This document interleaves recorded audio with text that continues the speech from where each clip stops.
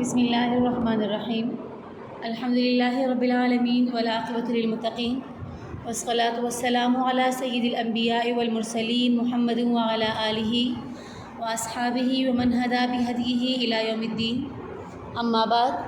عزیز طالبات، السلام علیکم ورحمۃ اللہ وبرکاتہ۔ گزشتہ درس میں ہم مسئلہ تقدیر کے بارے میں پڑھ رہے تھے، پھر اس میں اہل سنت والجماعت کا مذہب بھی پڑھا کہ انسان اپنے افعال کا نہ خالق ہے اور نہ ان پر قادر مطلق، اور نہ اپنے افعال میں وہ مجبور محض ہیں۔ پھر اس میں دو فرقے جبریہ اور قدریہ تھے۔ آج ہم انہی کا عقیدہ پڑھیں گے، جبریہ کا عقیدہ۔ تو جبریہ یہ فرقہ وہی ہے جسے جہمیہ کہا جاتا ہے، اور قدریہ کا فرقہ وہی ہے جسے معتزلہ کہا جاتا ہے۔ تو جبریہ انسان کو اپنے افعال میں مجبور محض کہتے ہیں۔ مجبور محض یعنی وہ اپنے افعال میں غیر اختیار ہے، اسے کوئی اختیار حاصل نہیں۔ اور اسی طرح مثال وہ دیتے کہ رعشہ کے مریض، رعشہ کہتے ہیں کہ جس سے لرزہ طاری ہو، تو رعشہ کے مریض کے ہاتھ کی حرکت اور کاتب کے ہاتھ کی حرکت میں وہ فرق نہیں کرتے تھے، یعنی جس آدمی کے ہاتھ پر لرزہ طاری ہو اور جو آدمی اپنے ہاتھ سے خود ہی لکھے جس کے ہاتھ پر لرزہ طاری نہ ہو، تو جبریہ ان دونوں میں کوئی فرق نہیں کرتے، یعنی ان کے ہاتھ کی حرکت میں فرق نہیں کرتے۔ ان کا استدلال ان نصوص سے ہے، یعنی ان آیات اور احادیث سے جن سے ہم قضاء اور قدر پر استدلال کرتے ہیں۔ قضاء اور قدر کے بارے میں جو ہمارے استدلال تھا، جو ہمارے آیاتی مثال کے طور پر وَعِندَهُ مَفَاتِحُ الْغَيْبِ، اس طرح قَدْ جَعَلَ اللَّهُ لِكُلِّ شَيْءٍ قَدْرًا وَإِن مِّن شَيْءٍ إِلَّا عِندَنَا خَزَائِنُهُ، اور قضاء کے بارے میں جو آیات تھی إِنَّا كُلَّ شَيْءٍ خَلَقْنَاهُ بِقَدْرٍ وَاللَّهُ خَلَقَكُم وَمَا تَعْمَلُونَ وغیرہ مثالیں۔ تو یہ بھی انہی آیات سے استدلال کرتے ہیں اور کہتے ہیں کہ جب اللہ تعالیٰ کی قضاء اور قدر کے خلاف ہمارا کوئی کام نہیں ہو سکتا، تو ثابت ہوا کہ ہم مجبور محض ہیں، ہم مجبور ہیں۔ یہ مذہب صاف طور پر بدیہی طور پر باطل ہے، اس لیے کہ رعشہ کی حرکت، یعنی ایسا مریض جس پر لرزہ طاری ہو، رعشہ کی حرکت جو غیر اختیاری ہے اور تندرست ہاتھ کی حرکت جو اختیاری ہے، ان کے درمیان فرق نہ کرنا بداہت کے خلاف ہے۔ اس طرح قرآن اور سنت کی بہت سی آیات اور احادیث اس کے بطلان پر ناطق اور شاہد ہیں۔ مثلا وہ تمام آیات اور احادیث ان کے عقیدے کو مسترد کر دینے کے لیے کافی ہے جن میں انسان کو شرعی احکام کا مکلف ٹھہرایا گیا ہے، جس سے معلوم ہوتا ہے کہ انسان شرعی احکام کا ذمہ دار ہے۔ مثال کے طور پر اللہ تعالیٰ کا ارشاد وَأَقِیمُوا الصَّلَاةَ وَآتُوا الزَّکَاةَ، کہ تم لوگ نماز قائم کرو اور زکوٰۃ دیا کرو۔ اور اس طرح اللہ تعالیٰ کا ارشاد وَلَا تَقْرَبُوا الزِّنَا، اور زنا کے پاس بھی نہ جانا، اور شرعی احکام کی مخالفت پر عذاب کی خبر دی گئی ہے۔ اگر انسان اپنے افعال میں مجبور محض ہوتا تو تمام شرعی احکام تکلیف ما لا یطاق میں داخل ہو جاتے، یعنی یہ لازم آتا کہ انسان کو ایسے اعمال کا ذمہ دار بنایا گیا ہے جو اس کی قدرت میں بالکل نہیں ہے۔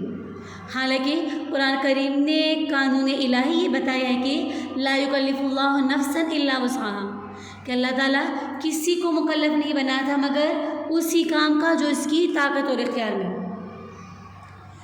پھر آگے دوسرا گروہ ہے قدریہ کا۔ تو قدریہ کے دو گروہ ہیں اور ان کا عقیدہ، قدریہ کے دو گروہ تھے، ایک متقدمین اور ایک متاخرین۔ متقدمین نے سرے سے یہ کہہ دیا تھا کہ بندوں کے افعال کا علم ازلی اور تقدیر اللہ تعالیٰ کے لیے ثابت نہیں، یعنی اللہ تعالیٰ نے بندوں کے افعال مقدر نہیں کیے اور نہ اس کو بندوں کے اعمال کا علم پہلے سے ہے، بلکہ جب افعال واقع ہو جاتے ہیں تو اللہ تعالیٰ کو ان کا علم ہوتا ہے۔ اس طرح وہ کہتے ہیں کہ بندہ اپنے افعال کا خود خالق ہے، اللہ تعالیٰ ان افعال کا خالق نہیں ہے۔ خلاصہ یہ کہ انہوں نے بندوں کے افعال کے بارے میں اللہ تعالیٰ کے علم ازلی اور تقدیر کی بھی نفی کر دی، اور خلق کی بھی، یعنی علم ازلی اور قضاء اور قدر تینوں کی نفی کر دی۔ تو متقدمین کا مذہب چونکہ بدیہی طور پر باطل اور صریح کفر تھا، اور ان تمام آیات قرآنیہ کا کھلا انکار تھا جو پیچھے گزر چکی تھی، اس لیے ان کی تکفیر کی گئی اور یہ مذہب زیادہ نہ چل سکا، جل فنا ہو گیا۔ معبد جوہنی یہ متقدمین ہی کا سرگروہ تھا. ان کی دلیل بنیادی طور پر وہی تھی جو آگے متاخرین کی طرف سے آ رہی ہے. اسی لیے نبی علیہ السلام کا ارشاد ہے القدریۃ مجوس هذه الامہ کہ قدریہ اس امت کے مجوسی ہیں. تو متقدمین چونکہ قدر اور قضا دونوں کی نفی کرتے تھے اور اس کی وجہ یہ بتاتے تھے کہ اللہ تعالیٰ بس خالق الخیر ہے، خالق الشر نہیں ہو سکتا. اس لیے یہ حدیث پوری طرح متقدمین ہی پر صادق آتی ہے، کیونکہ قدریہ تو حقیقتاً متقدمین ہی ہے. متاخرین چونکہ قدر کے منکر نہیں صرف قضا کے منکر ہے، اسی لیے قدریہ کا لفظ ان پر حقیقتاً صادق نہیں آتا. اگرچہ متقدمین کے عقیدے کے ایک جز یعنی قضا میں پیروی کی وجہ سے عرفاً یا مجازاً یہ بھی قدریہ کہلاتے ہیں. تو متاخرین کا عقیدہ یہ کہ یہ بندوں کی افعال سے متعلق اللہ تعالیٰ کے علم ازلی کے تو قائل ہیں، مگر اللہ تعالیٰ سے خلق الشر کی نفی کرتے ہیں، جس میں انسان کے برے اعمال بھی داخل ہیں. یعنی وہ یہ کہتے ہیں کہ اللہ تعالیٰ شر کا خالق نہیں اور بندے کے اعمال چونکہ خیر بھی ہوتے ہیں اور شر بھی، لہٰذا بندے کے اعمال کا خالق اللہ تعالیٰ نہیں بلکہ بندہ ہی اپنے اعمال کا اور افعال کا خالق ہے. ان کی دلیل میں متقدمین اور متاخرین دونوں یہ کہتے ہیں کہ اگر افعال یعنی جو بندوں کے افعال ہیں، افعال عباد، ان کا خالق اللہ تعالیٰ کو مانا جائے تو اس میں دو خرابیاں لازم آئے گی. پہلی خرابی یہ کہ ان افعال پر جزا اور سزا کا دیا جانا عدل کے منافی ہوگا، کیونکہ جب بندہ اپنے افعال کا خالق نہیں تو ان افعال پر جزا اور سزا کیوں ہو.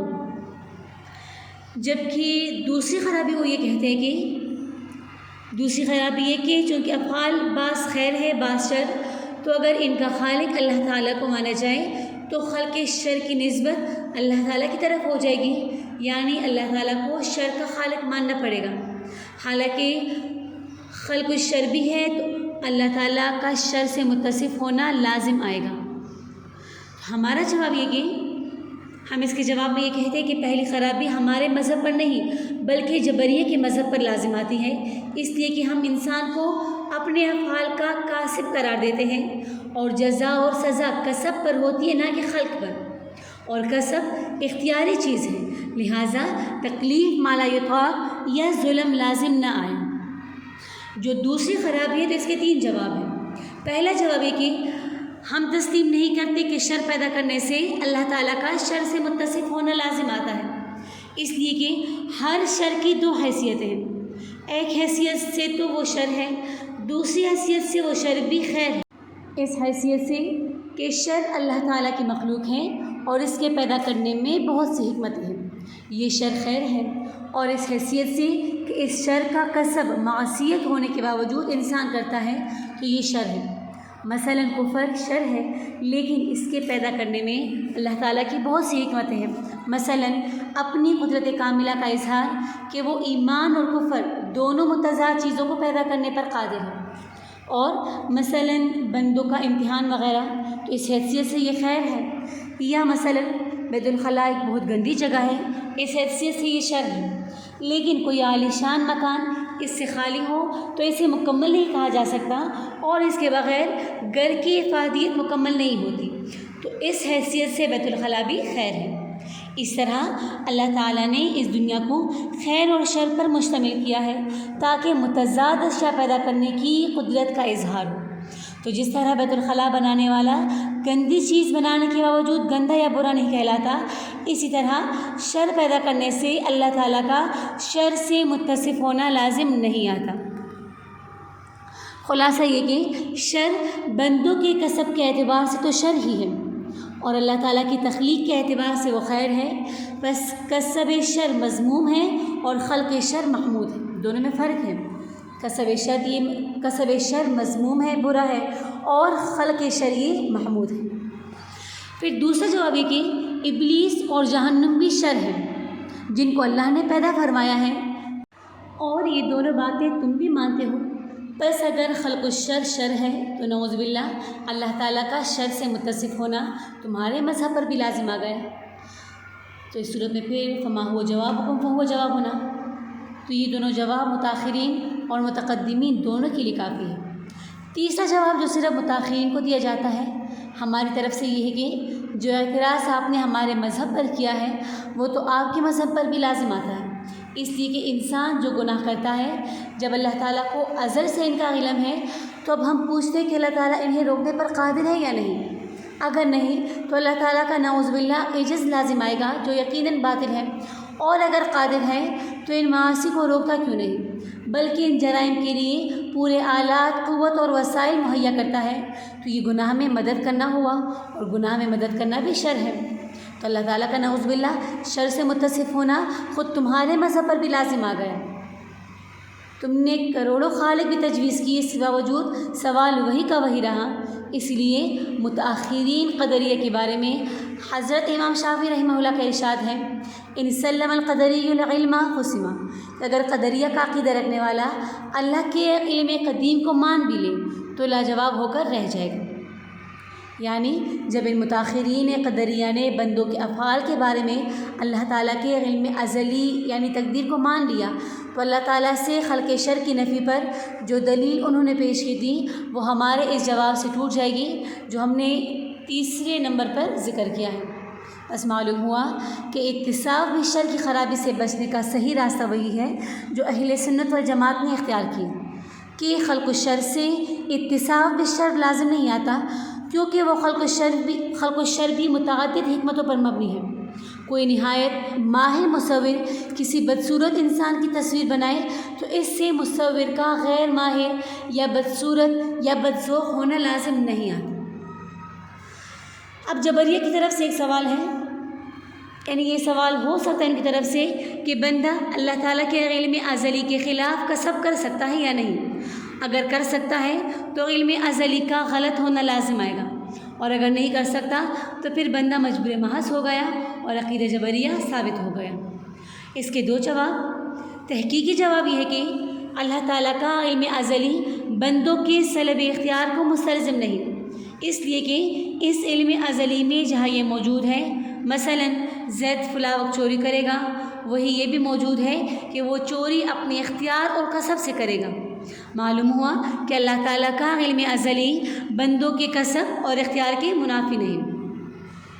اور الزامی جواب یہ ہے کہ اگر علم ازلی کو اختیار کے منافی قرار دیا جائے تو خود اللہ تعالیٰ کا نعوذ باللہ مجبور محض ہونا لازم آ جائے گا، کیونکہ اللہ تعالیٰ کو ازل سے یہ علم ہے کہ آئندہ اللہ تعالیٰ کس کس وقت میں کیا کیا فعل فرمائے گا۔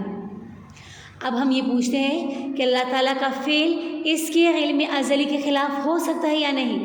اگر ہو سکتا ہے تو آپ کے گمان کے مطابق جہل لازم آتا ہے، یعنی اللہ تعالیٰ کے علم ازلی کا غلط ہونا لازم آتا ہے، اور اگر نہیں ہو سکتا تو عجز لازم آتا ہے، اور یہ دونوں باطل ہیں۔ تو معلوم ہوا کہ علم ازلی سلب اختیار کو مستلزم نہیں، یعنی اختیار کو لینے کے لیے مستلزم نہیں، کیونکہ اللہ تعالیٰ کے علم ازلی میں یہ بھی ہے کہ وہ آئندہ فلاں چیزیں اپنے کامل اختیار سے پیدا فرمائے گا۔